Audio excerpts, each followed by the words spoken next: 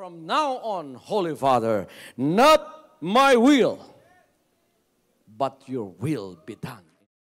I said, Father, you have chosen me. Give me the strength to obey. I will follow you no matter what it takes. If you know me, you cannot be neutral about me. Either you will hate me or you will love me. Because there is only one important business in the world. It is the business of salvation.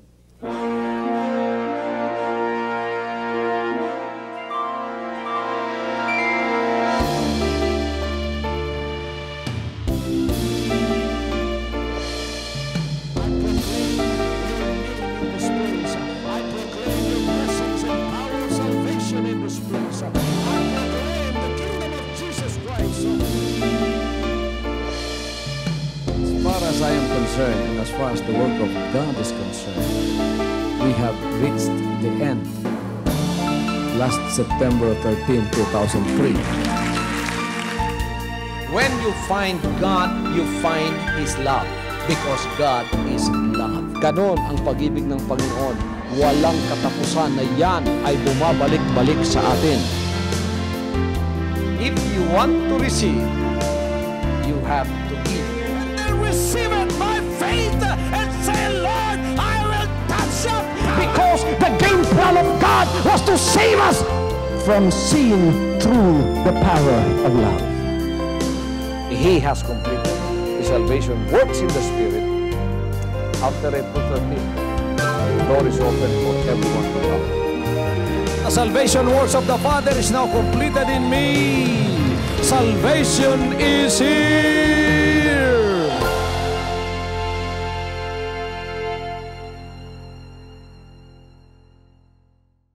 Alam niyo mga kapatid, ang Diyos ay may plano.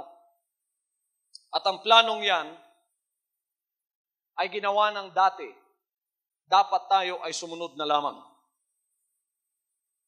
Alam ba ninyo yun? Kaya noong 1986, somewhere in 1986 or 1985, may pahayag na ang Diyos, malayo pa, na magkakaroon ng crusade sa Araneta Coliseum at yan ay pupuno at aapaw at aawas pa. We don't have a work in Manila then.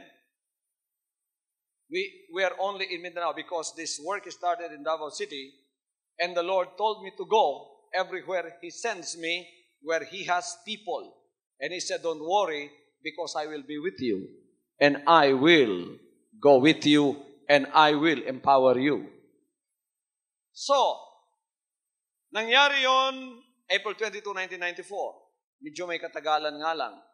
Pero ang ibig kong sabihin dito, malayo pa sa atin, presente na sa Diyos. At siya ay may plano sa bawat buhay ng kanyang mga anak. Amen. May plano siya sa gawain ito, may plano siya sa buhay nyo, malayo pa, yan ay presente. Sapagat sa Diyos walang past and future. Everything with God is in the present tense. So when we deal with God, do not deal with the future or do not deal with your past. Always deal with the present. Ganyan po ang makipagharap sa Diyos. Nakikita nga ng Diyos ang lahat ng bagay, ngunit para sa Kanya, walang future at walang past tense, walang future tense, ang lahat present tense. Bakit? Sapagkat siya po ay Diyos na nasa eternidad.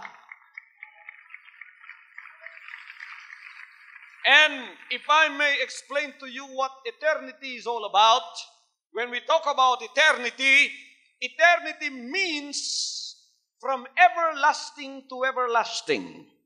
There is no time element involved. Wala pong time doon.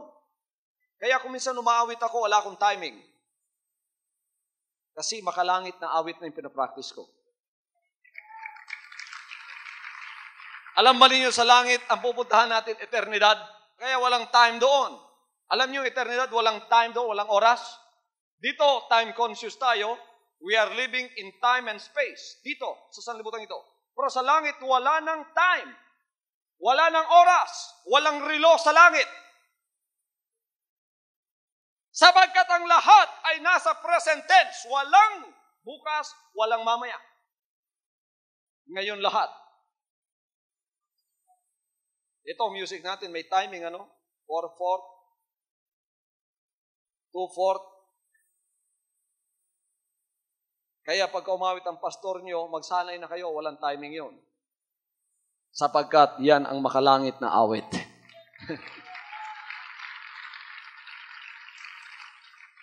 Isa sa pinakadakilang pahayag ng banal na kasulatan, walang iba kundi ang katotohanan na ang Diyos ay may sakdal na plano sa bawat buhay na naririto, lalo na buhay ng kanyang mga anak.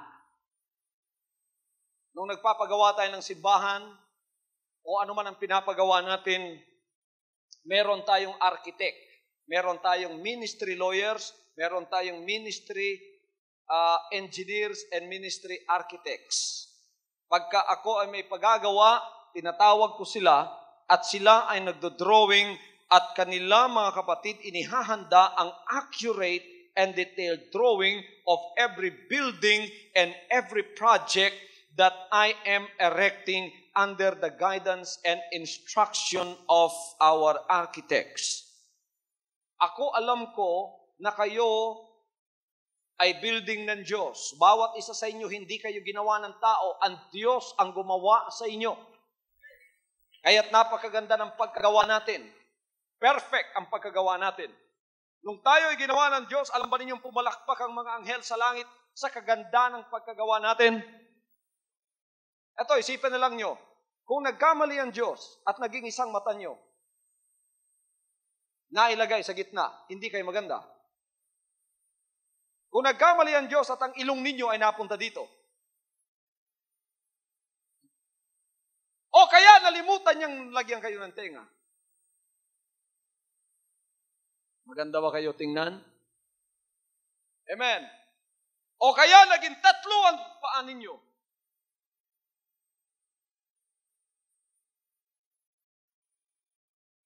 hindi kayo maganda tingnan. Pero tingnan nyo, perfect ang pagkagawa natin. Bakit? Sapagkat tayo ay ginawa ng Diyos ng kanyang sariling kamay, under His guidance and under His instruction. Our Heavenly Father formed us and created us. He is our master architect. Kaya kung paano niyang pinlano tayo, hindi lang tayo pinlanong nakapormang ganyan, pagkatapos bibitiwan sa sanlibutan ito, hindi lamang mga kapatid.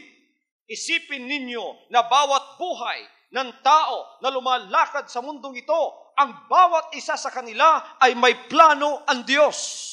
Lalong-lalo na sa kanyang mga anak. Kayong mga mabubuting ama dito, taas ang inyong mga kamay.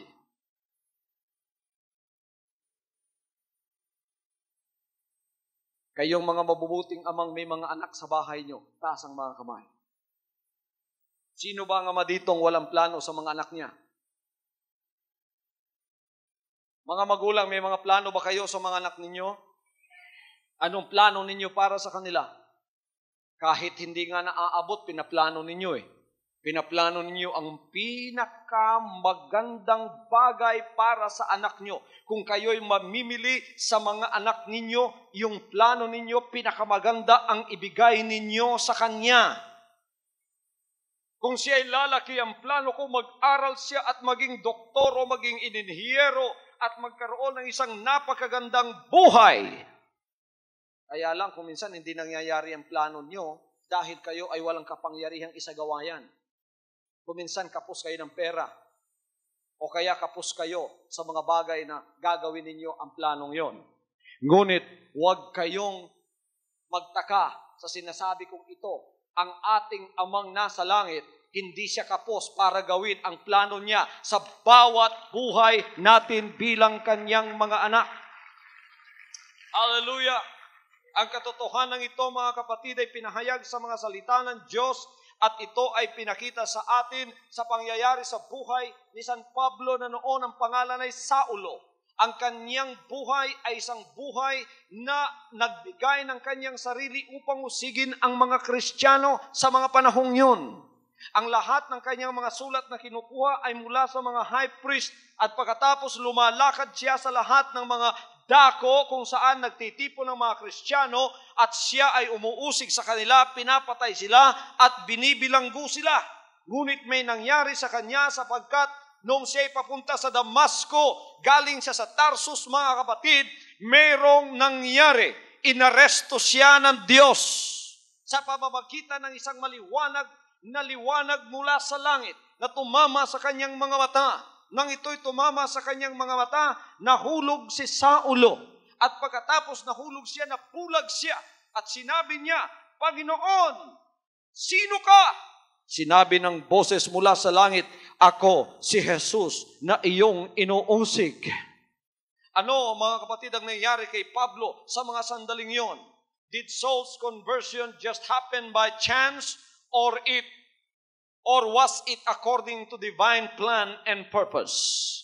Acts chapter 9:15, sinasabi sa atin, etong sinasabi, but the Lord said unto him, go thy way, for he is a chosen vessel unto me, to bear my name before the Gentiles, and the kings and the children of Israel. Alam ninyo, kahit nung hindi pa pinanganak si Saulo, may plano na pala ang Diyos na siya ay pipiliin na isang instrumento ng Diyos na magdadala ng kanyang pangalan sa lahat ng mga hentil. Hallelujah! Si Joseph ay isa ring taong tulad natin. Kung titignan mo ang process sa plano ng Diyos sa kanyang buhay, ikaw ay maaawa sa kanya sapagkat siya ay mahal ng kanyang ama, ngunit hindi siya mahal ng kanyang mga kapatid. Isang araw, mga kapatid, nagplano mga kapatid ni Joseph na siya ay patayin. Kaya tinapon siya sa isang balon. Ngunit naawa medyo sila at sinabi nila, hindi na natin papatayin kapatid natin, kawawa naman. Ipagbili na lang natin sapagat may mga negosyanteng taga-Ehipto na dumadaan dito at doon ipagbili natin. Noong siya ay pinagbili, mga kapatid, dinala siya ni Potiphar sa Egypt. Nawalay siya sa piling ng kanyang ama. Ikinalungkot ng kanyang ama yon. Pagkatapos, mga kapatid, umiyak siya ng matindi. Nagsinungaling ang mga kapatid at sinabing siya ay kinain ng mga mababangis na mga hayop.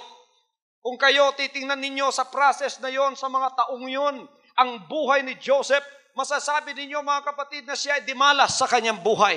Bakit nangyari ito sa kanya? Ngunit huwag muna kayong mag-decide at huwag muna ninyong hatulan ang kanyang buhay. Tingnan muna ninyo kung ano ang plano ng Diyos sa kanyang buhay. Pinapunta siya sa Ehipto. Etong buhay niya. Ngayon nasa bahay siya ni Potiphar hanggang sa siya ay pinagkatiwalaan.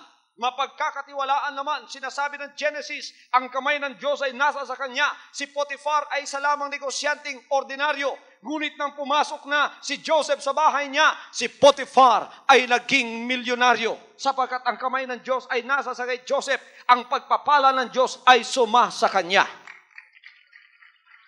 Hallelujah! Ngunit, mayroon na namang nangyaring hindi maganda sapagkat nakursunadahan ni Mrs. Potiphar si Joseph. Sabi niya, Joseph, ang pogi mo naman. Pinagkatiwalaan ka na ng amo mong asawa ko na walang iba kundi si Potiphar. At alam mo ba, Joseph, napupugihan ako sa iyo. Kaya't etong sarili ko, ibinibigay at pinagkakatiwala ko rin sa iyo. Anong sinabi ni Joseph? Paano ko maggagawa ang napakalaking kasalanan sa harap ng Diyos? Napahiya si Mrs. Potiphar, gumawa siya ng plano at si Joseph ay kanyang ipinagkanulo. Mga kapatid, nang dumating si Mr. Potiphar, hindi ko alam sa banal na kasulatan na si Mrs. Potiphar pala ay graduate sa drama school ng Ehipto. Sabagat siya umiyak, nagdrama. Sinabi niya, tingnan mo yung pinagkakatiwalaan mo, Potiphar. Hindi pa sapat sa kanyang pagkakatiwala mo sa buong bahay, pati pa ako, ninasa niya sa kanya. Ano ang ginawa niya? Gusto niya akong gahasain. Eto ang kanyang damit, nahila ko. Naniwala si Mr. Potiphar sa kanya at meron na namang nangyaring hindi maganda kay Joseph. puro dagok ng kapalaran na hindi maganda. Ngayon, nawala niyang pagkakatiwala sa kanya, ibinilanggo pa siya, idinimanda pa siya ni Mr. Potiphar. At nakita ni Joseph ngayon, ang kasama niya ay mga bilangguan. Napiit at nabilanggo siya from being a mayordomo sa bahay ng kanyang amo. Ngayon, bilanggo na naman siya. Kung kayo ay nakatingin lamang sa kanya, hanggang doon lang makikita nyo, masasabi ninyong, ano naman to buhay ko? Napakadimalas ko naman. Para kay Joseph, hindi siya dimalas sapagkat hanggang sa bilangguan, ang Diyos ay nakasama sa kanya. Bakit? Sapagkat ang Diyos ay may iisang plano sa kanyang buhay. Hindi ko nasasabihin sa inyong istorya, mga kapatid, na nakasama niya roon yung tagaluto ni Potiphar at tagabihis ni tagaluto ni Pero at ang tagabihis ni Pero. Namimili ng kanyang mga damit upang siya ay bihisan. Binalanggo sila roon at merong mga demanda sa kanila. At ang isa sa kanila ay nanaginip. Ngunit si Joseph, siya ang pinagkatiwalaan ng Diyos na ang mga panaginip ay maaari niyang i-interpret at ito ay mauunawaan. Sinabi niya sa isa, ikaw papatay ni Pero. Ikaw naman palalayain niya. Huwag mong kalilimutan, ikaw na baker, palalayain ka ng ni Pero. Pagka ikaw ay nakabalik na sa posisyon mo, alalahanin mo ako. Ngunit pinalaya nga ang isa at nagkatotoo ang kanyang interpretation. Ang isa ay binitay, ang isa naman ay pinalaya. Nakalimot na ngayon ang butler kay Joseph. Isa na naman dagok yun. Masama na naman yun. Sapagkat inihintay ni Joseph, wala na, nalimutan na siya. Ganyan ang mga tao. Pagka sila'y natulungan mo, pagkatapos mga kapatid, kalilimutan ka na nila. Ngunit ang Diyos ay hindi nakakalimot. Kung anong kanyang pinangako, siyang kanyang gagawin. Ang mahalaga, nasa sa iyo ang Diyos. Kahit saan ka pa pumunta sa buhay mo, pagka ang Diyos ay nasa sa iyo, huwag kang mabahala, huwag kang matakot, sapagkat ang Diyos ay sasama sa iyo. Anong ginawa, mga kapatid, ng butler? Nakalimot siya kay Joseph. Ngunit isang araw na naginip si Pharaoh na nakabulabog sa kanyang pag-iisip. Hindi niya alam kung anong interpretation ng kanyang panaginip. Sabi niya, ano ba itong panaginip ko? Hindi na ako makatulog, iniisip ko, hindi ko alam kung anong ibig sabihin. Narinig ng butler yon. Lumapit siya kay Pharaoh, doon niya naalala si Joseph na siyang interpreter of dreams in those days because his dream was interpreted and it came to pass. And the butler said to Pharaoh, I have a friend that was in prison. And I have a dream, and he interpreted the dream for me. And behold, it came to pass. Why don't you call him? And then let him interpret the dream. Na naginip siya, pinatawag ngayon si Joseph. At sinabi ni Pharaoh, ang kanyang panaginip, Joseph, ito ang aking panaginip. Anong ibig sabihin nito? Hari, magkakaroon ng kagutom sa buong bayan, sa buong sanlibutan. Pinapahayag sa iyo, sa 7 taon, kailangan tayo mag-impok at lahat ng pagkain ipunin na natin para sa 7 taong kagutom na darating sa Ehipto. Nagkaroon ng pagkakataon ng hari si Pharaoh na makitang katotohanan at kaya kinoronahan niya si Joseph. Kinuha mula sa bilangguan at ngayon siyang pinagkatiwalaan hindi lamang sa isang bahay kundi sa buong Ehipto. Sabi niya, Joseph, sapagkat ikaw ay marunong sa mga bagay na ito, pagkakatiwalaan kita, ikaw ang gagawin kong vice president.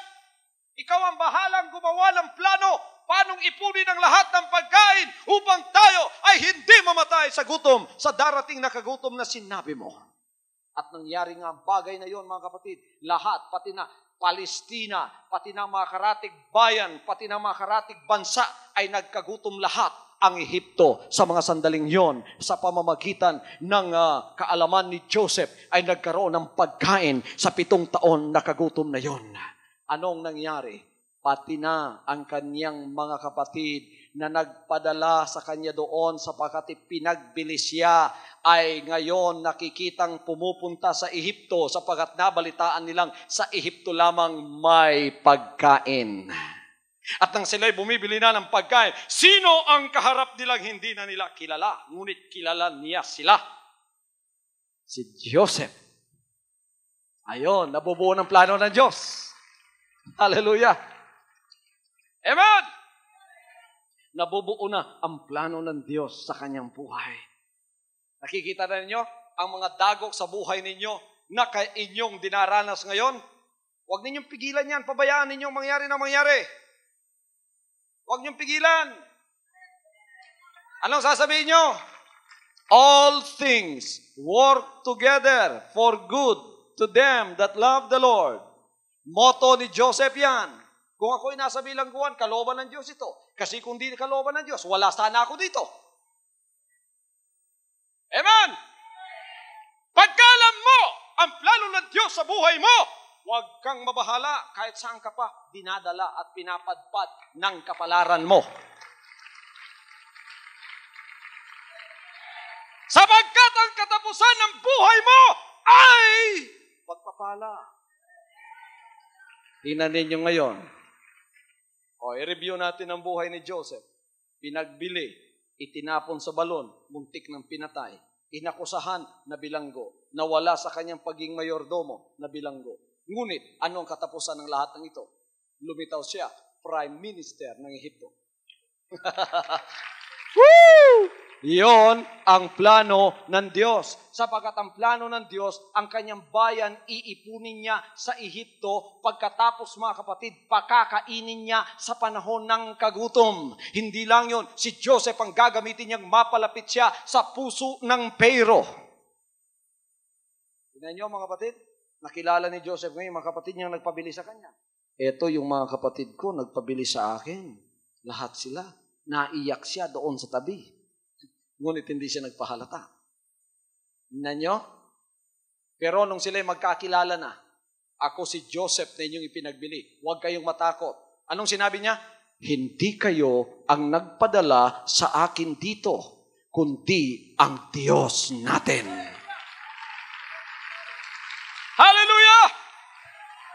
Bakit niya nasabi yun?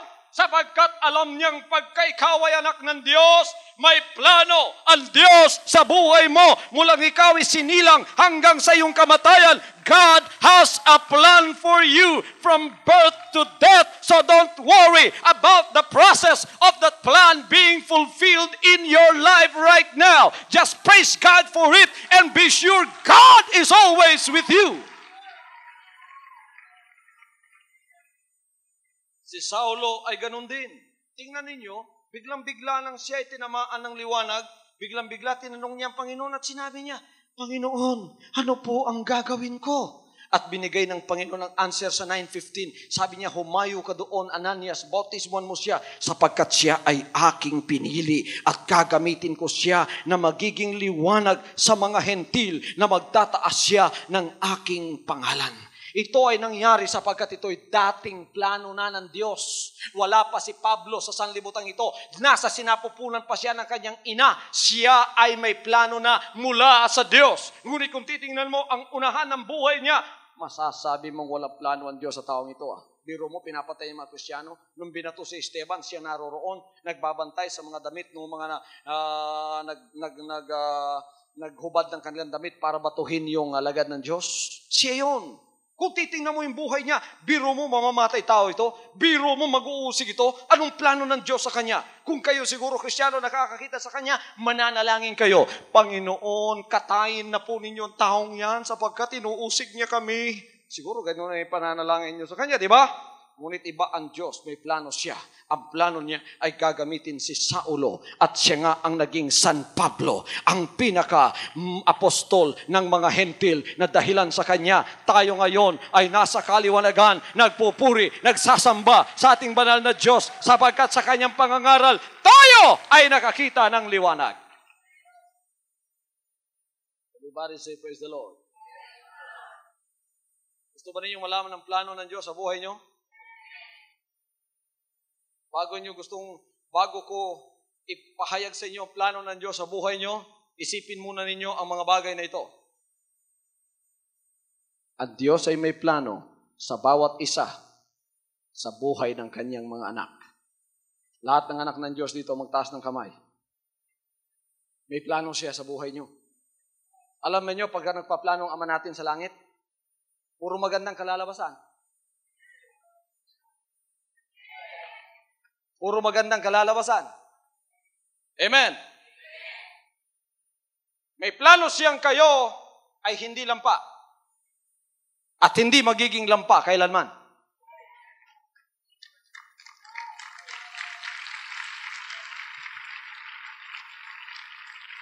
May plano siyang kayo ay kailangang walang karamdaman. May plano siyang kayo ay magkakaroon ng masaganang pamumuhay. Katotohanan yan, sinasabi niya sa kanyang mga banal na kasulatan. May plano siyang ikaw ang may-ari ng lahat ng kanyang tinatangkilik. Alam ba niyo tinatangkilik ng ating buhay na Diyos? Na siyang ama natin ngayon? Alam ba niyo pagka ikaw ay may ama, ang lahat ng ari-arian niya papunta sa iyo? Alam ba niyo kung anong ari-arian niya? Sinabi naman ng kasulatan, ginawa niya ang langit at ang lupa. Lahat ng ginto sa kanya.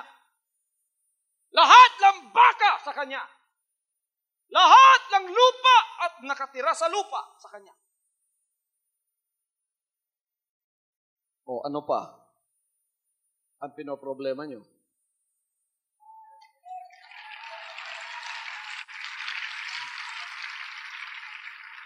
Praise the Lord. Praise the Lord. Lumakad kayo bilang anak ng Diyos. Hindi nga ninyo alam kung ano ang unahan ng kanyang plano, pero nevertheless, God still has a plan for you until now. Alam niyo, may plano ang Diyos sa ministry natin. Ito extension ng karya ng Diyos. Ito extension ng pamamahay niya. Kaya pagdating natin dito, wala na tayong apelyido.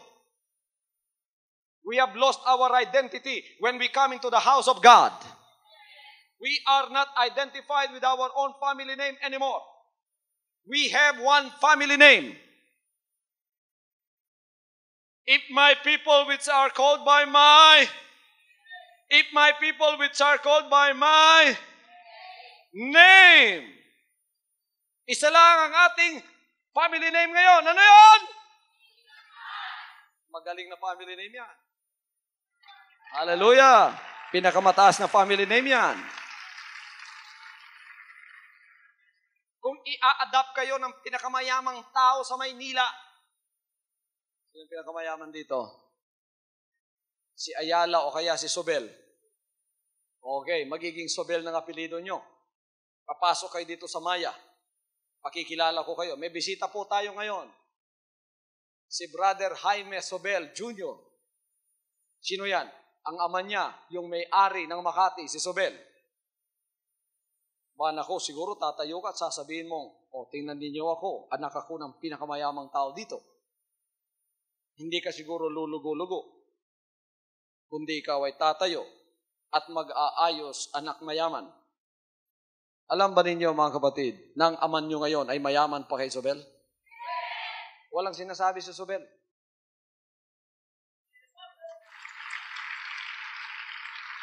Bakit ang hina ng palakpak nyo para hindi kayo naniniwala?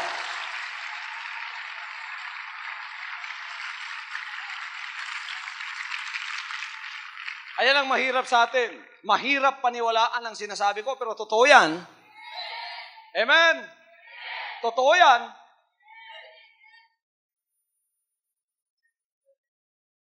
Ang plano ng Diyos, ang supply niya para sa iyo ay walang limit. Sinong naglilimit sa Kanya? Kayo lang. Nililimit ninyo sa lagi. Pagka kayo namimili ng damit, pupunta kayo doon sa pinakamura. Hindi kayo namimili ng damit, tinitingnan yung presyo muna. Di ba? Pagka kayo kumakain sa restaurant, tinitingnan ng menu, saan kayo nakatingin? Sa left o sa right? Hindi kayo namimili ng pagkain, presyo muna. Sabi ng waiter, ano pong sa inyo? Eto. Meron ditong 250, 150, 10. Eto lang sa akin. Para bang hindi makakaya ng Diyos yung 250. Yun ang gusto mo, di ba? Paniwalaan mo siya sa bagay na yon. Hallelujah! Hallelujah! Pagka kayo'y sumasakay ng barko, Anong tinitingnan nyo? Hindi yung higaan, yung presyo ng ticket. Magkano yung yung cabin? 2,000. Yung first class, 1,005. Yung economy, 500. Yung may mababa pa riyan, 300. Ayun sa akin.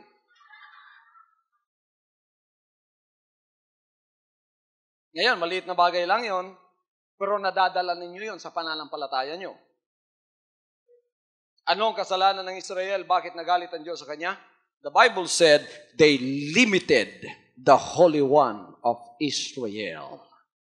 When I limited God, God disciplined me. Kailangan malimit pumupunta ako sa Maynila, di ba? Every other week, kailangan nandito ako, maliban kung nasa abroad ako, di ba? Alam niyo mga kapatid, meron akong kaibigan sa Davao, sinabi niya, Pastor, sumakay po kayo sa C-130. Wala pong bayad yan.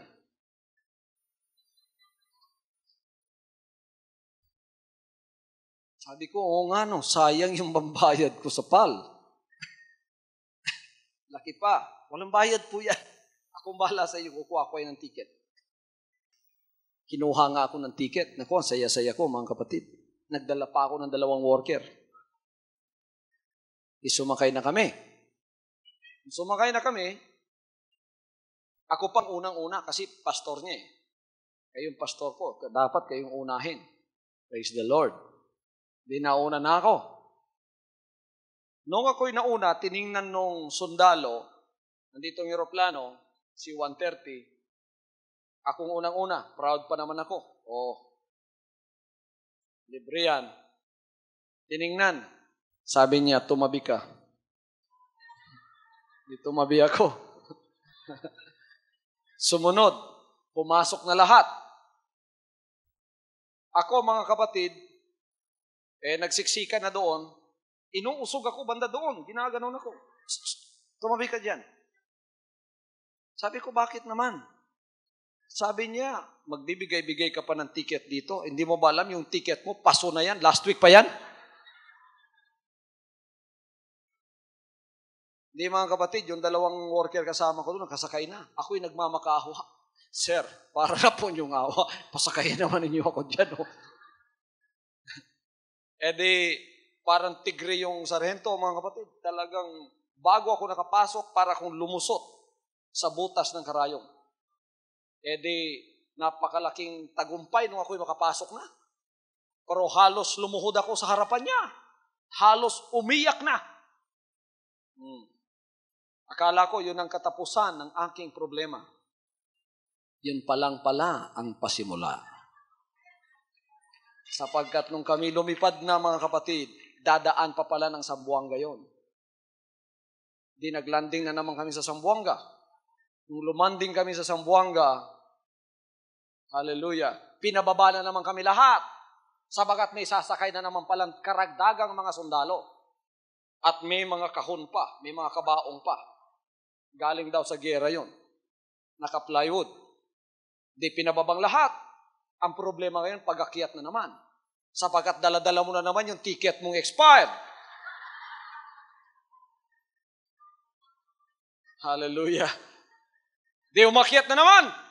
Yung lahat na makasama ko, akyatan na lahat. Kung mabagsik ang sarhento sa Davao, mas mabagsik yung nasa Zamboanga. Parang Leong hindi kumain ng 1 buwan. Nung nakita niya yung ticket ko, saan ka galing? Sa Davao po, sir. Bakit ka nakapasok dito? Tumabi ka! Ayun, mga kapatid, pasok na lahat. Nadoble na yung pasahero ng C-130. Nagmakaawa naman ako dahil isasara na yung Maiwan ako sa Zamboanga, wala akong kilala roon. Hallelujah! Di nagmakaawa, sir. Para na po yung awa. May kasama ako sa loob. Mga kapatid, hanggang ako'y nakapasok, ganun pa rin, doble pa ang aking pagsusumikap. Nung ako'y makapasok, yung mga tao sa loob, hindi niyo mapaniwalaan, ang C-130 ay walang upuan. Nakatayo kaming lahat. Yung dalawang kasama ko, nakaupo nga, ganitong pagkakaupo nila. May mga tao diyan sa harap nila, mga kapatid.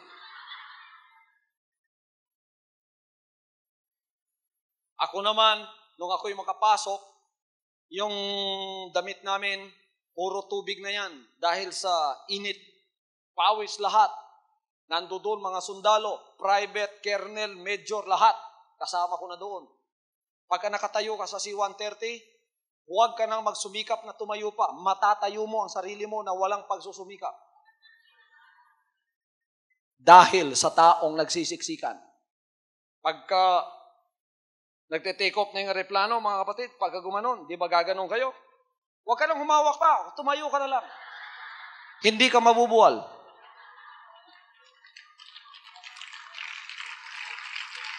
Hallelujah! Pagka naglalanding, huwag ka nang humawak. Pabayaan mo lang sarili mo. Yung nasa unahan ang humahawak lahat. Pero yung nasa gitna, wala yon. Sobra pa sa sardinas, nakatayo kayong gano'n. Yung ang kasama kong ministro, mga kapatid, hinimatay dahil wala ng hangin. Ako malapit na, pero talagang pawisan. Para kaming nilagay sa oven. Pagka kami lumalabas, naku, pawisan lahat yun. Parang nag-basketball ng 2 game. Akala ko yun ang katapusan. Dadaan pa pala kami ng Cebu. Bumaba na naman kami doon. Dinagdagan na naman yung pasahero. Ito na naman ang ticket. Nagkapobya na ako eh.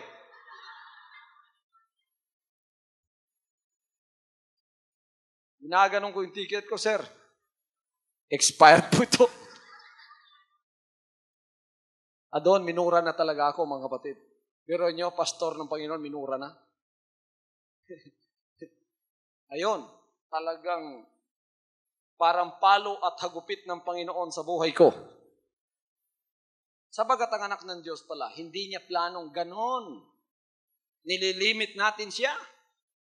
Kaya't ng pangatlo, makapasok ako, nakahinga na ako dahil diretso na daw ang Maynila yon. Nung dumiretso na kami sa Maynila, umuulan pa naman. Nung ako'y makauwi, sinabi ng Panginoon, ambasador kita, anak kita, pinapadala kita. Hindi ko ba magagawa sa iyo ang mabuti? Hindi ba kita mapapasakay ng eroplano, makakaupo ka, makakakain ka pa? Malaking bagay na ba sa akin yan?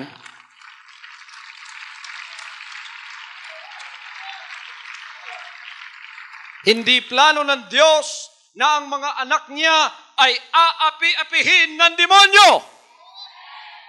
Plano ng Diyos, kayo ay mamuhay masagana. Sabi niya sa John chapter 10 verse 10, the enemy came forth to steal, to kill, and to destroy. But the Son of God came to give you life, life more abundantly. It is the plan of God for you to believe Him for anything that you want in this life to glorify His name. If a new thing happens to you and it glorifies God, give Him the glory for that because He wants you to have it. In Jesus' name, you can have it. Ano man ang bagay na makakaluwalhati sa Kanya, kung ang bagong bahay ay makakaluwalhati sa Kanya, kung ang bagong sasakyan, maluluwalhati siya, kung ang bagong trabaho, maluluwalhati siya, hingin mo sa Panginoon ang bagay na yan, sabagat yan ay hindi niya ipagkakait sa iyo. Huwag mo lamang siyang ilimit sa buhay mo.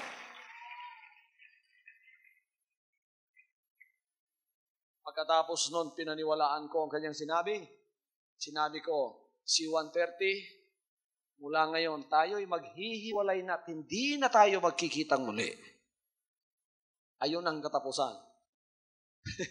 The rest is history.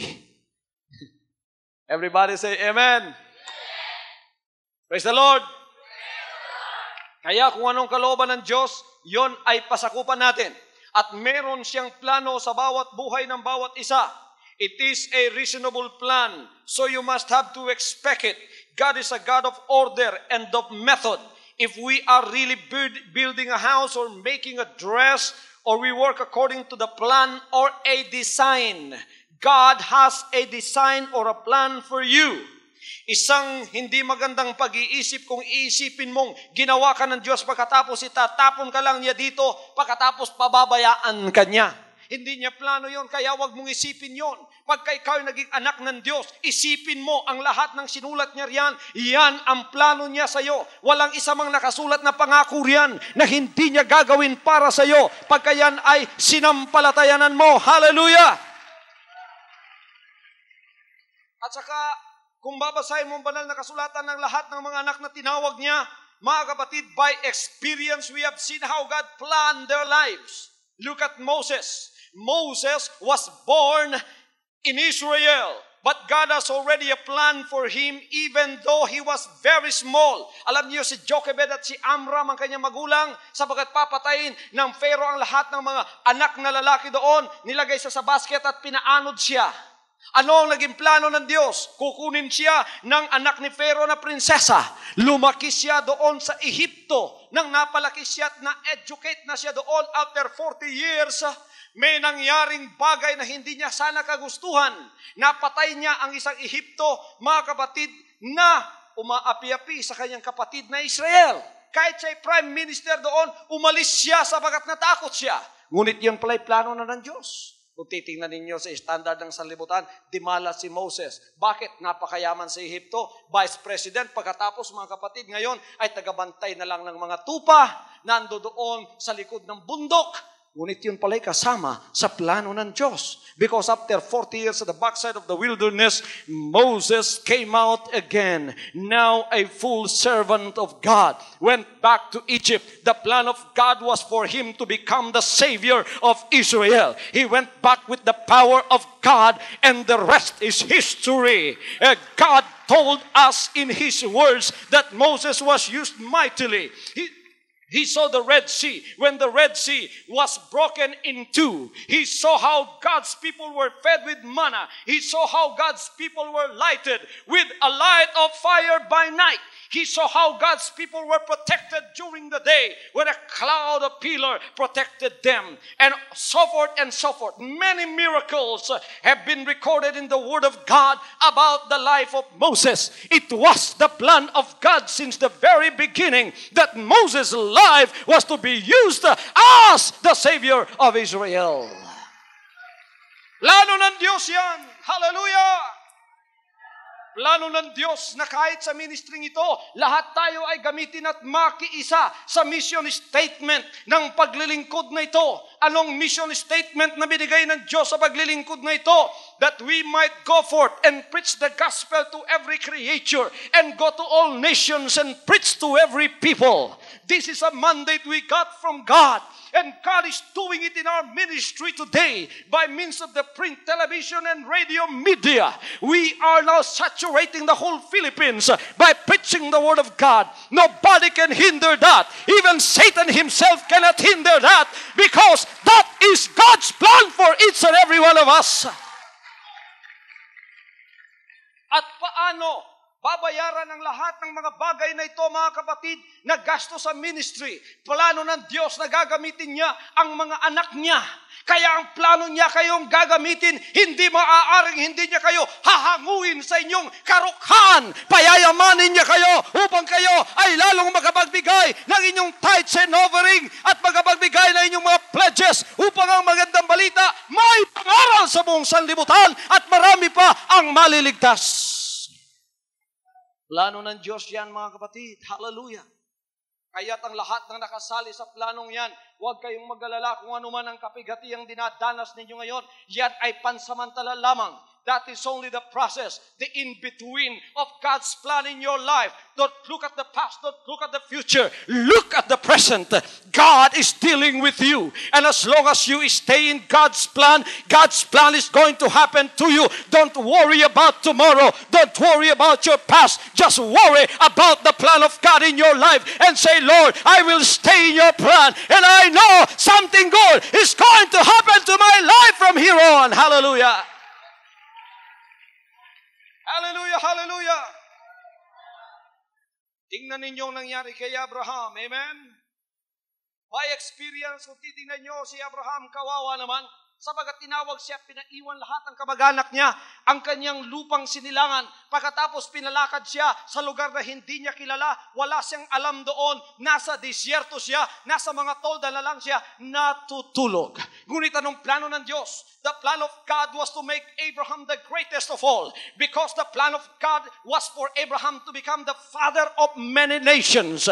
And now we are included in Abraham's progeny because we are spiritually Abraham's children. Sinabi ng Diyos, tingnan mo ang mga bituin sa langit. Hindi mo mabibilang yan. Ang mga buhangin sa dagat, hindi mo mabibilang yan. Abraham, gagawin kitang ama ng lahat ng bansa at ang lahi mo ay kasing dami ng buhangin at kasing dami ng bituin sa langit.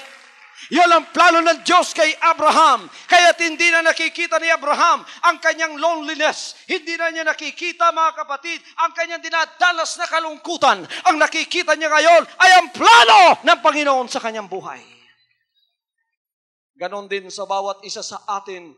Tingnan ninyo, may plano ang ating Ama sa bawat buhay na naririto. At huwag kayong mag-alala, ibigay na lang ninyo sa kanyang plano, mamuhay na lang kayo bawat araw, gawin ang responsibilidad ninyo at pabayaan na ninyo ang Diyos na magplano sa buhay nyo, sapagkat ang plano niya kung kayo ay member ng paglilingkod na ito, payayamanin niya kayo, gagawin niya kayong milyonaryo, pagka kayo ay nakapasok sa planong yan, upang kayo ay lalong gamitin sa kanyang gawain sa buong sanlibutan. Hallelujah!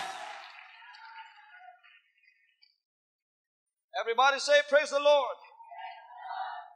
Makikita natin ang buhay ni David. Amen. Pinutol niya ang liig ni Goliath.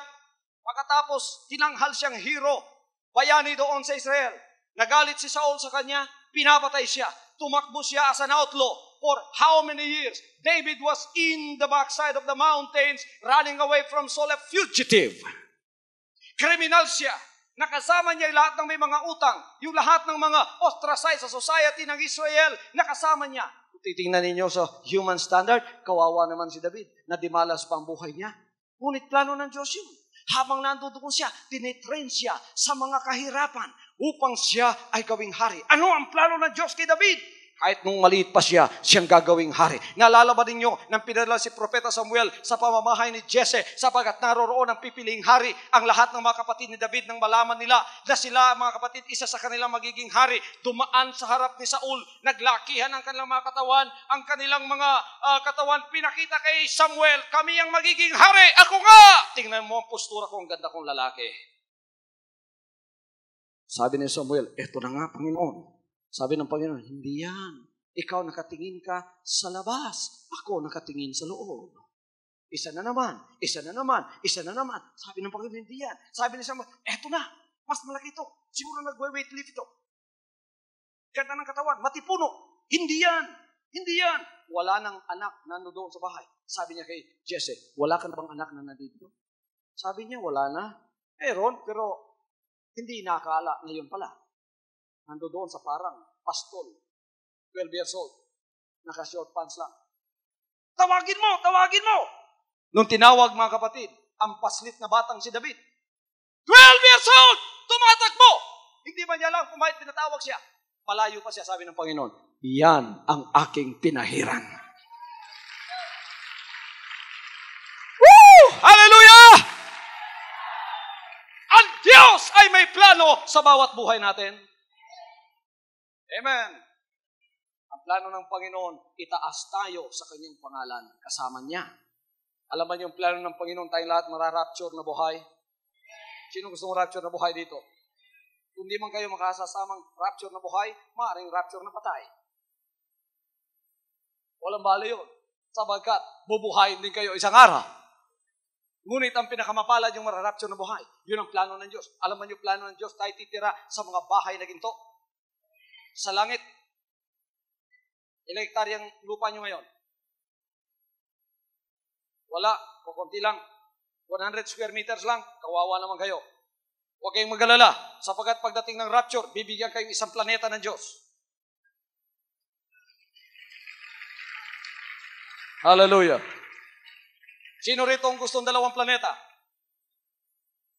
Iilan lang tayo. Ang daming bituin sa langit. Lahat yan, tatahanan natin.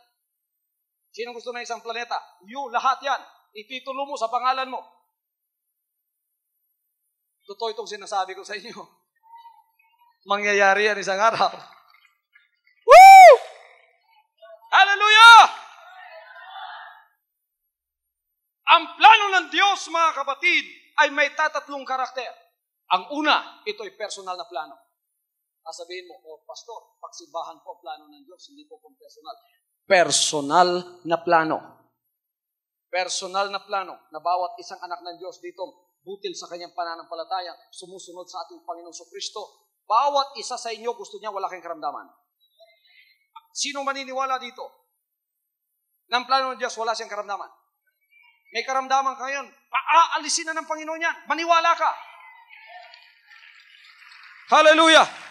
Hindi nang bobola Diyos pagka sinabi niyang pwede kang mabuhay dito sa sanlibutan itong walang karamdaman sapagkat ikaw ay may kapangyarihan na sa pamamagitan ng pananampalatayang palalayasin ang anumang bagay na hindi mo gusto sa buhay mo. Yan ay lalayas at palalapitin ang bagay na gusto mo. Yan ay lalapit sapagkat ang kapangyarihan at autoridad ng Diyos ay nasa sa iyo na. Sino dito naniniwalang siya mabubuhay na walang utang?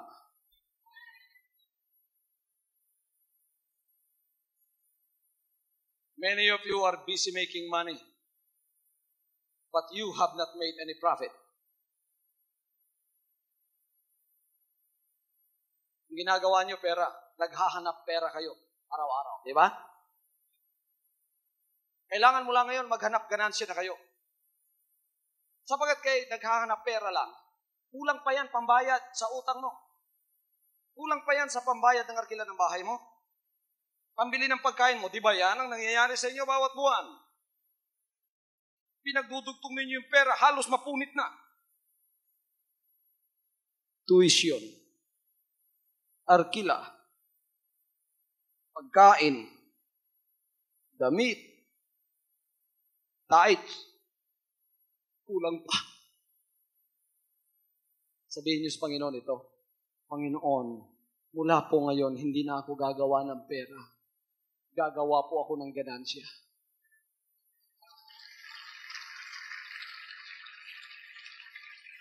Now, listen to this.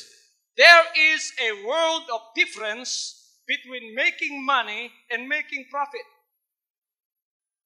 If you make money, you will always end up short every month.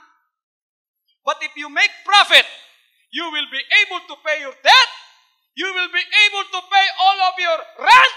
You will be able to pay all of your overhead expenses like food, clothing, and rent of your house. And besides that, you will have enough money in the bank to buy you another project.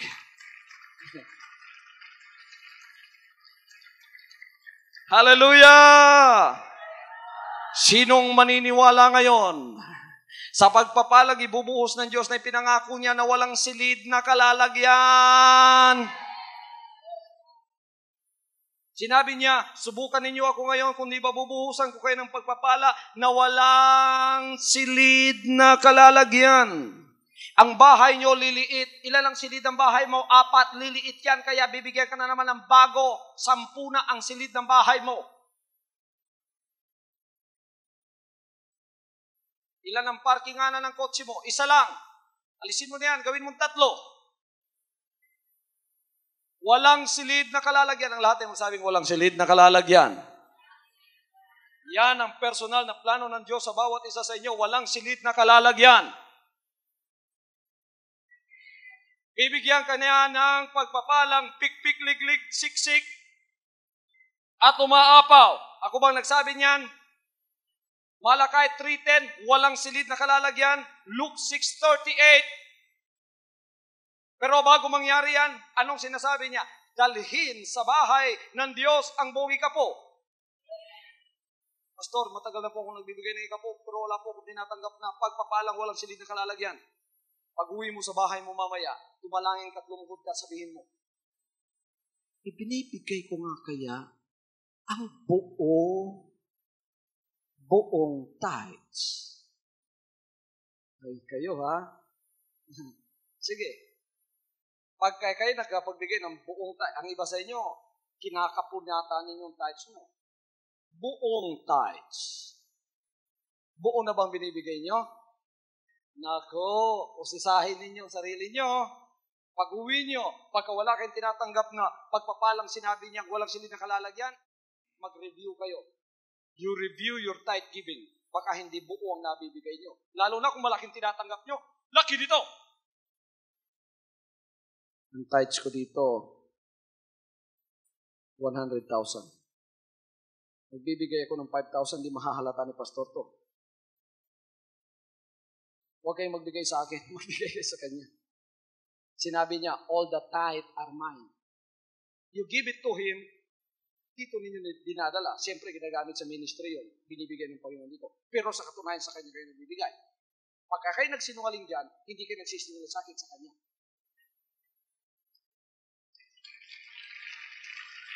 Alam nyo, nagbibigay pagpapala, hindi ako, siya rin. Kaya kayo at sa Diyos. Sabi ng Diyos, o ikaw ha, equivalent lang na 5,000 na pagpapala ang binigay mo, yan din ang tatanggapin mula sa akin. Hindi sinungaling ang Panginoon. Okay, magbigay kayo at kayo ay pikpik, liglig, siksik, umaapaw ang ibibigay sa iyo. Anong panukat na binigay mo? Siya ring sukat na gagamitin balik sa iyo. Hindi ako nagsabi niyan, ang Panginoon. So ang Panginoon, ang plano niya, ang buhay mo ay masaganang pamumuhay na sobra-sobra ang ganansya mong natatanggap sa bawat araw, sa bawat linggo, sa bawat buwan, sa bawat taon. Hallelujah! Yan ang personal na plano niya sa iyo. Yan ay isang sakdal na plano. Amen? The plan of God is always good and acceptable and perfect. Hallelujah. He wants you to live a life and a body without diseases. He wants you to live a life without worry. He wants you to live a life without debt. Walang utang, mga kapatid. Sino may mga utang dito? Taas ang kamay. Gusto ba niyong mabayaran ng utang niyo? I-claim na ninyo ngayon. Anong gagawin niyo pang hindi na kayo magkaroon ng utang? Huwag na kayong umutang sa mga bagay na alam ninyong hindi ninyo mababayaran. Pwede kang umutang, pero kung alam mong mababayaran mo. Pero kung alam mong hindi mo mababayaran, mabibilanggo ka. Umalis ka sa bilangguan mo, kahit nakaka-tempt, kahit napakaganda ng offer, kung alam mong ikaw ay mabibingit sa bilangguan yan, huwag mong tanggapin yan. Itabi mo, sabihin mo, hindi ko gusto yan. Doon sa Amerika, pinangaral ko yan. Ang mga tao doon, puro rin ng utang. Sabi ko sa kanila, you want to get out of debt? And all the Americans said, Amen. First of all, this is what you are going to do. Let us do a simple plastic surgery. You know, karamihan ng mga tao sa Amerika, may credit card yun. Sabi ko, pagpuputulin ninyo yung credit card nyo. Sapagkat ginagamit niyo yan hanggang nabaon kayo sa utang. Instant, ngayon, lahat. Pagkatapos ng bills, nagdadatingan, sumakit ang ulo nyo, hindi pa nyo kaya. Putulin ninyo yan. Mula ngayon, bumili kayo, cash na. Ngayon, manatili lang kayo sa credit na yan kung kayo ay may disiplina na. Habang wala pa, huwag muna. Sapagkat gusto ng Diyos pagpalain kayo ng umaapaw, siksik, pikpik at liglig. At huwag ninyong ibigay sa demonyo ang bagay na yon. Kailangan kayo ang magtamasa ng kanyang mga pagpapala unang-una sa lahat. Hallelujah! Palakpakan natin ang buhay na Diyos. Lahat ng may mga utang na gusto makabayad, magsabing amen. Huwag na muna kayong mangutang. Bayaran muna niyo yung mga nautang niyo. Pagkatapos, mga kapatid, huwag na muna kayo gumutang. Pabayaan muna ninyong pagpalain kayo ng Diyos. Kung nung tatanggapin nyo, pagdamutan na ninyo yun. Pagkatapos yun ang gamitin ninyo. Hindi ako parang hindi umutang, pastor. Kung uutang ka man, alam mo ng Panginoon, may pagpapalang susunod sa iyo na mas malaki pa sa utang mo. Hallelujah. Everybody say, praise the Lord. Everybody say, praise the Lord. Rebukin yung utang nyo. In Jesus' name, utang ko, tinataboy ko. Huwag yung responsibilidad nyo, yung utang lang. Pagka may responsibilidad pa kayong bayaran yan, bayaran nyo. Baka pagdating nyo doon, sinabi ni Pastor, hindi na kita babayaran. Sinabi ni Pastor, mabutit na kahiram ako sa iyo. Hindi na kita babayaran. Sabi ni Pastor, tataboy na kita. Wag, yung responsibilidad nyo, yung espiritu lang ng utang nyo. Hallelujah! Hallelujah! Everybody say, praise the Lord. Ito ay isang practical na plano. Ito ay mangyayari sa inyo sa bawat araw ng buhay nyo. Ito ay isang sakdal na plano. Ito ay isang planong hindi kayo magsisisi, sapagat ang lahat ng plano ng Diyos ay para sa kabutihan ng kanyang mga anak. Amen! Sapagat kapag kayo ay sumusunod sa kanyang plano, tulad ng planong kayo mabubuhay na walang utang, walang karamdaman, mula ngayon mga kapatid, alam na niyo kung anong kakainin nyo. Amen! Di lang bisyo na papasakit sa tao, pati pagkain. Amen! Pagkabusog na kayo, huwag na kayong kumain. Amen! Huwag ninyong kainin na nakakasira sa katawan nyo. Amen! Halimbawa, may sakit na dati ang tiyan nyo, tigil na sa coke at kape. Amen!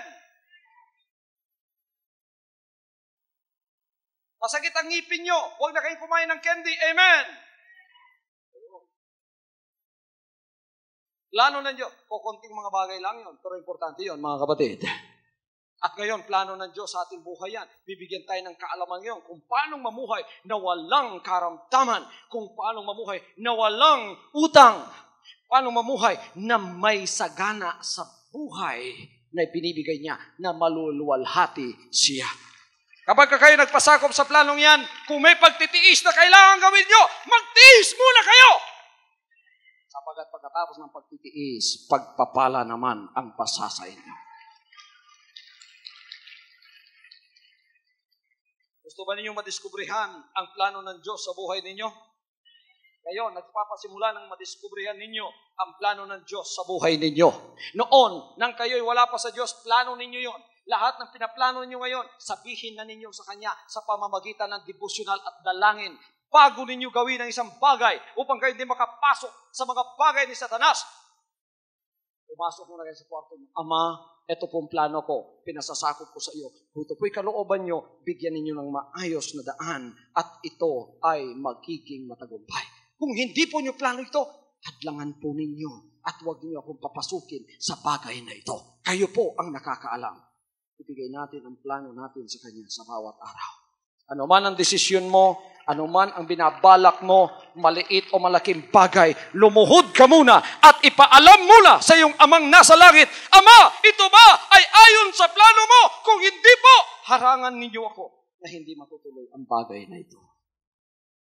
Tingnan mo mga kapatid, pagka may guidance ka, araw-araw, napakaganda ng buhay mo. Lahat ng mga anak ng Diyos dito na dibutin at nabautismuhan at tumanggap na ng banal na Espiritu at namumuhay na a life of obedience and relationship with the Lord, raise your hands. Alam ninyo, nakapasok na kayo sa plano ng Diyos. Itong lahat ng sinasabi ko, yan ang plano ng Ama para sa inyo. Alam niyo kung anong plano ng Diyos sa ministry ito? Gamitin ito sa malawakan.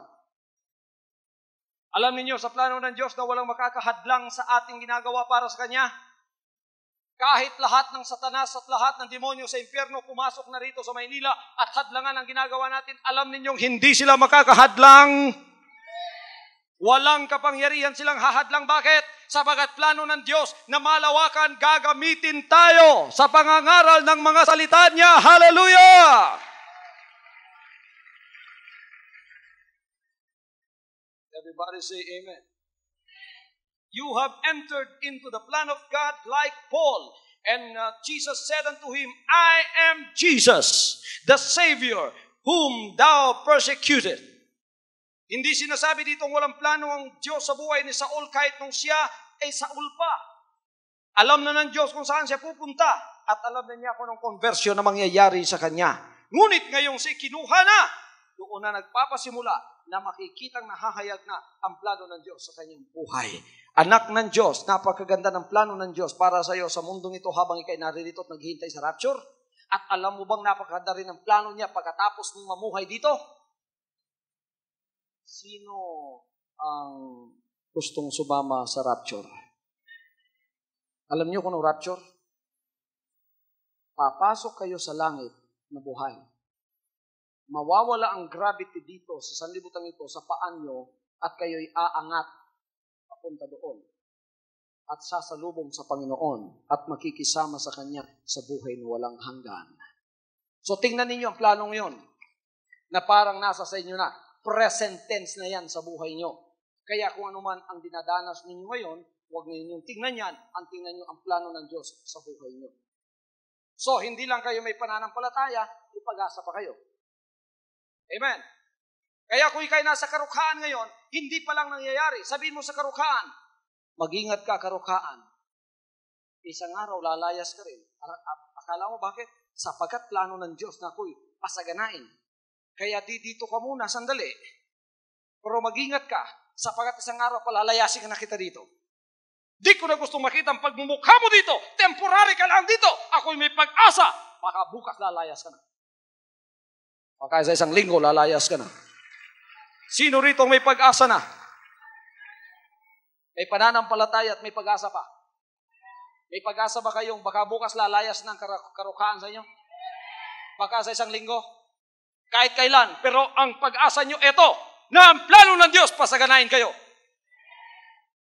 May karamdaman kayo ngayon? Makiusap ka sa karamdaman mo. Hoy, tagal ka na riyan. Pero nangaral lang aming pastor kanina. Temporary lang pa lang, pag titira mo riyan, sinabi mo, permanente ka na riyan. Kaya, I am serving you notice, I am evicting you from my body. Get out. Anytime from now, when you are ready, get out of my body! Sino may-ari ng katawang yan? Ang Panginoon. Sa iyo ay pinadala. Halimbawa, may apartment ka, may nangarkila doon. Ikaw ang may-ari. Gusto mo siyang palayasin doon. Padadala mo ng sulat. Letter of eviction. Kung minsan, ang tenant mo lumalaban pa sa iyo, ididimanda ka pa niyan. Parang siyang may-ari. Huwag ka matakot! Labanan mo. Sapagkat, ikaw ang may-ari niyan, lalayas din niyan. Huwag ka pinakiusapan mo yung karamdaman mo. Lalaban yan. Kung minsan, lalala pa yan. Sabihin mo sakit ng tiyan mo. Konti-konti lang yung sakit mo. Ngayon talagang pasasakitin na kita. Huwag kang matakot. Sabihin mo. Kahit lumalaban ka, hindi kang may-ari ng katawan ko, lumayas ka na riyan. Bago ako magalit, lumayas ka na riyan. Hindi ka pangyarihan ka. Sabi ng Panginoon, if you have faith as big as that of a grain of a mustard seed, you can command. Tusan mo. Hoy karamdaman. Hoy espiritu ng karukhaan. Ito ng notice nyo. Sinusulatan ko na kayo. Lumayas na kayo. Nabubuisit na ako sa inyo. Sino ang tenant na papapasukin nyo? Spirit of prosperity, miracles of healing, come into my body. Woo! Hallelujah! Hallelujah! Gusto ba ninyong manatili sa plano ng Diyos? Mananatili kayo riyan pagka daily you obey His revealed will. Amen. We continue in God's plan by daily obedience to His revealed will. Huwag ninyong susuwayin ang kanyang mga inutos ng nakasulat na riyan at ipinapangaral na mga kapatid. Do not openly rebel or disobey the written word of God that is already preached unto you, that has already been revealed in your life. You must live a life of obedience so that the prison house of Satan would not be near you and imprison you once more. Lalakad kayo sa kalayaan at may kapangyarihan pa kayo na kahit anong demonyo maaari ninyong utusan at siya'y lalayas sa buhay ninyo. Hallelujah, hallelujah, hallelujah. So, nadidiscover natin ito. How can you maintain your walk in God's plan? Number 1, communion with Him in prayer every day. Huwag kayong lalabas bahay ninyo, hindi nanalangin. Ilang oras kayo nananalangin? Ilang kayong beses nananalangin? Ewan ko sa inyo, basta't manalangin kayo. Araw, maga, pagkagising mo. Pagkagising sa umaga, Jesus, ikaw ang naiisip, lumuhod kagad, manalangin, magpasalamat, magbasa ng kanyang mga salita. Pag-uwi sa bahay, ganun din. Bago matulog, lahat ng pamilya, iipunin, devotional muna. Pasalamat muna tayo. You maintain that. So you remain in God's plan in your life. Then, pag-aralan niyo yung salita ng Diyos. May panahon kayo sa TV. Lahat ng panahon niyo yata nagagastos sa TV. Television in the morning, television at noon, television at night. Television during midnight. Wala kayong makukuha sa mga drama riyan. Buksan lang television nyo pag kayo nakikinig ng Hour of Truth at Powerline.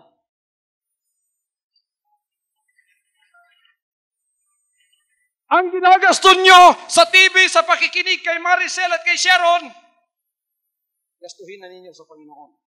Manalangin kayo, then study the Word of God. Imbis na magbasa ka ng TV, magbasa ka ng Word of God. Hallelujah. May makukuha ka pa.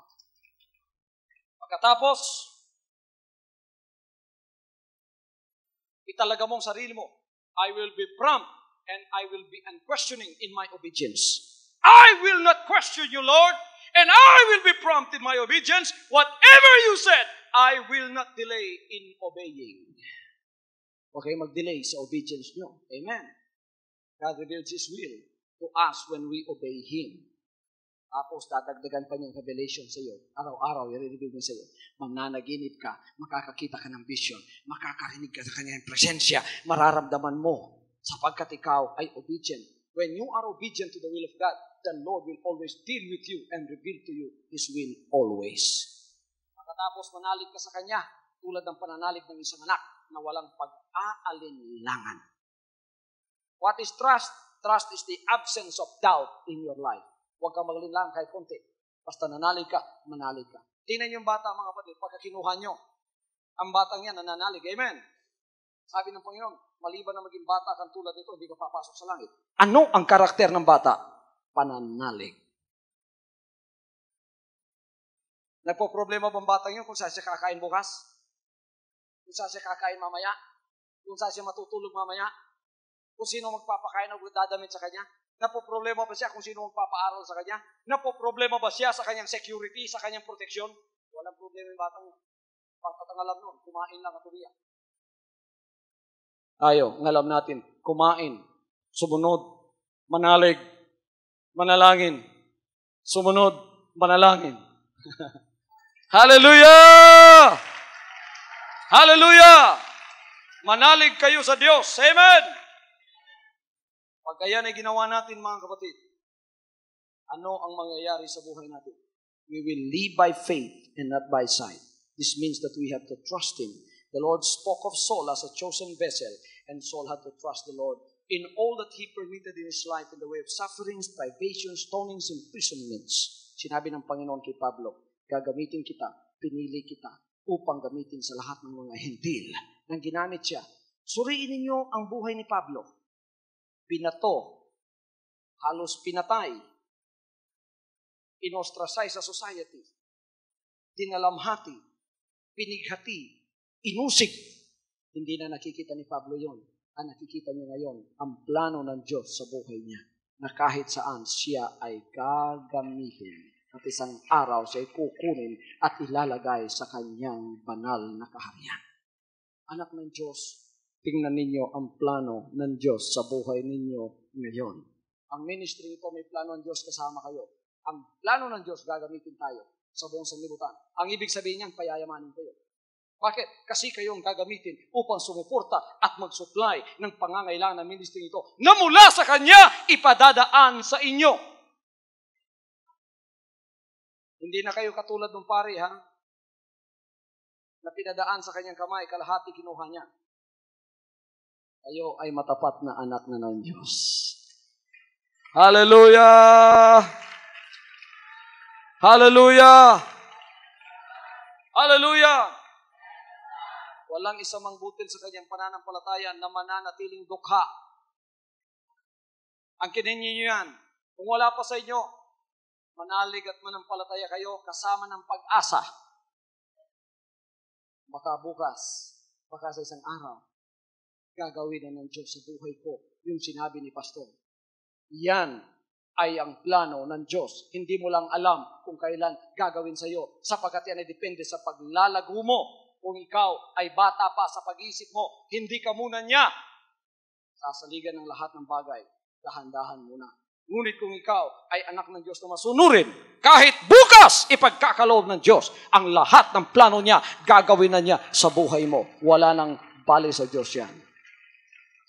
Hallelujah. Palakpakan natin ang ating buhay na Diyos. Hallelujah, hallelujah.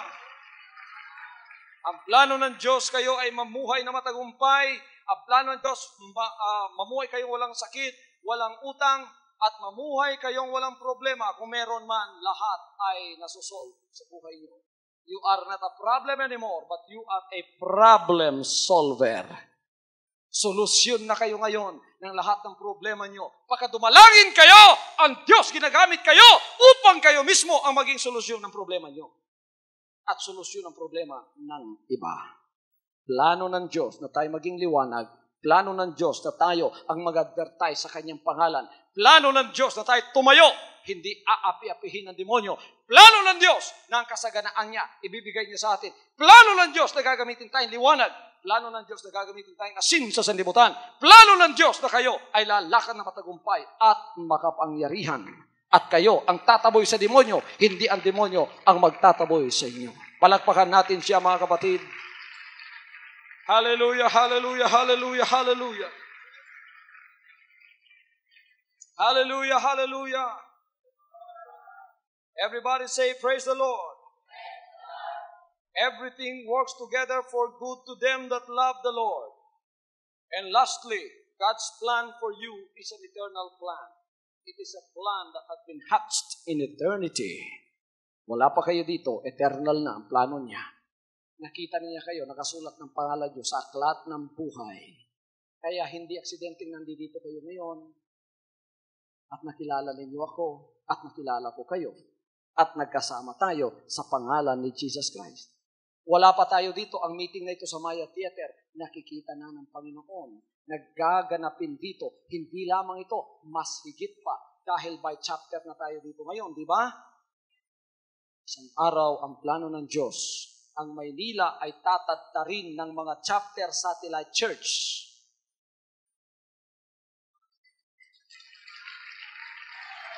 Hallelujah! Palakpakan natin ang banal na Diyos. Hallelujah! Lahat ng plano ng Diyos, ginaganap na niya sa buhay natin. Magpapagamit pa kayo at magpapasakop sa kanyang plano. Lahat ng magpapasakop sa kanyang plano, taas ang kamay. Mula ngayon, huwag ibabang kamay. Mula ngayon, habang nakataas ang kamay nyo, ang buhay nyo ay sasagana.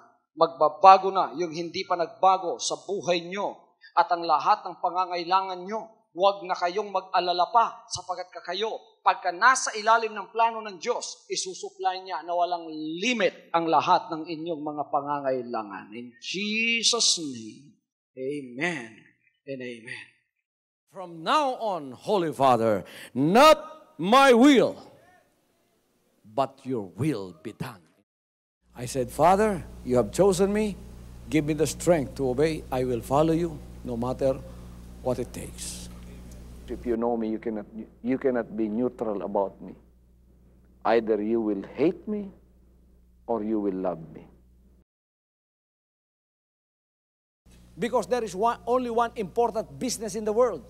It is the business of salvation.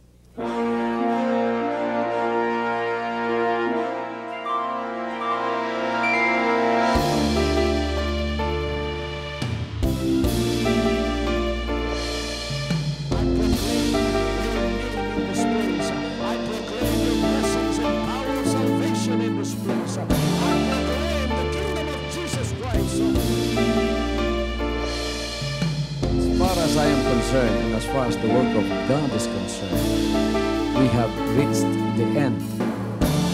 Last September 13, 2003. When you find God, you find His love.